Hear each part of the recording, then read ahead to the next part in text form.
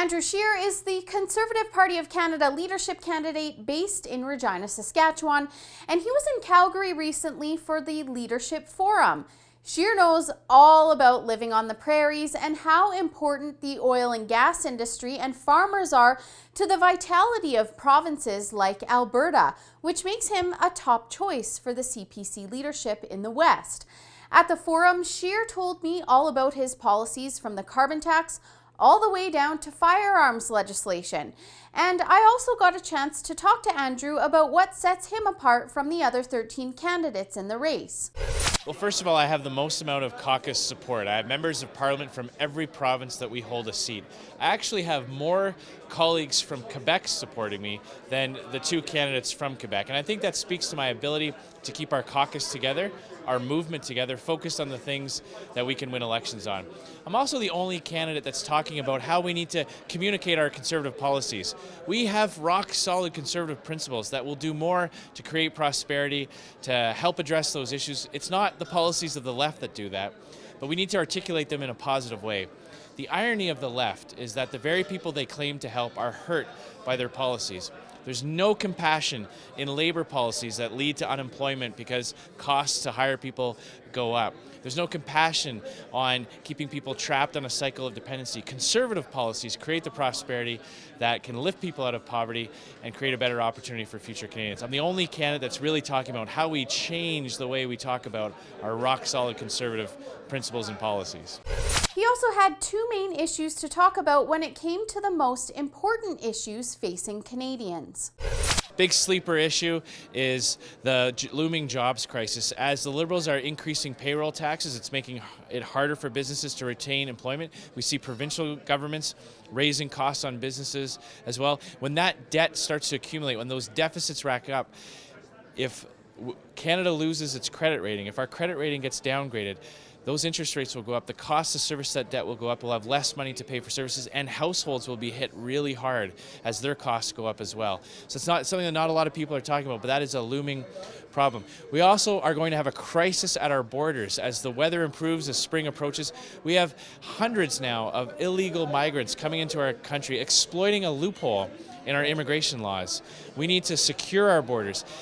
I've been to North Dakota. North Dakota is a safe place. You don't need to flee North Dakota into Canada. We need to send those people coming here illegally back to the U.S. We need to fast track a process. We need to preserve the integrity of our system. And you know what? I've brought this message to communities all across the country, ethnic communities, people who have come here legally, refugees who have come here, have waited their turn, who have spent years in camps trying to come here. They don't appreciate people trying to jump the queue and take valuable resources out of a system that's designed to help people who are truly in areas where they're not safe. And when I asked him about firearms legislation, he told me that he has a pretty important endorsement for his plan.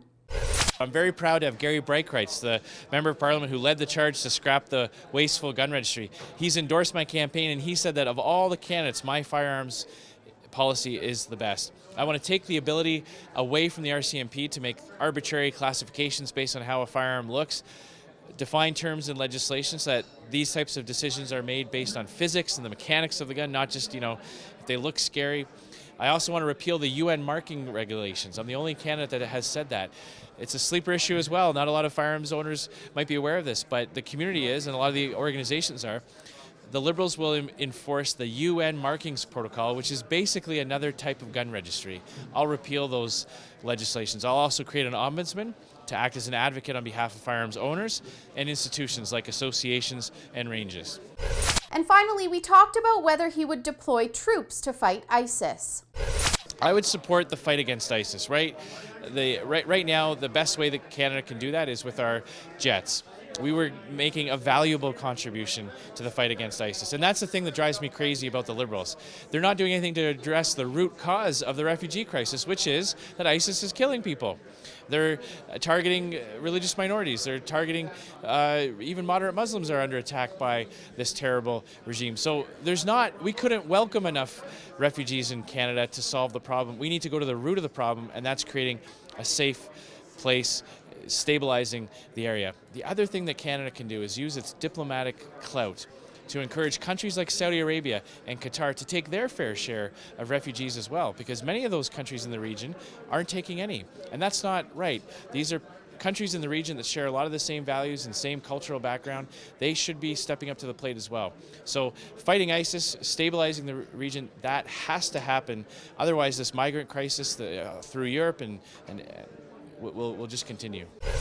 Andrew Scheer seems to have a lot of common sense policies included in his leadership campaign.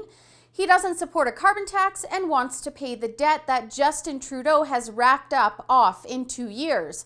He says that if it's possible for Trudeau to spend $30 billion in a year, it's doable to pay it off in 2.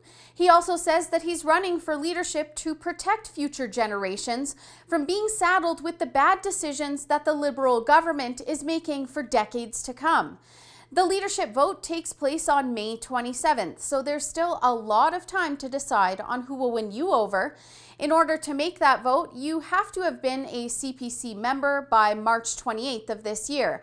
And we'll definitely continue to bring you the news on the vote and candidates. For the Rebel.media, I'm Holly Nicholas. Thanks so much for watching. If you liked that video, make sure to subscribe to our YouTube channel so that you don't miss any of the content that you just won't find anywhere else.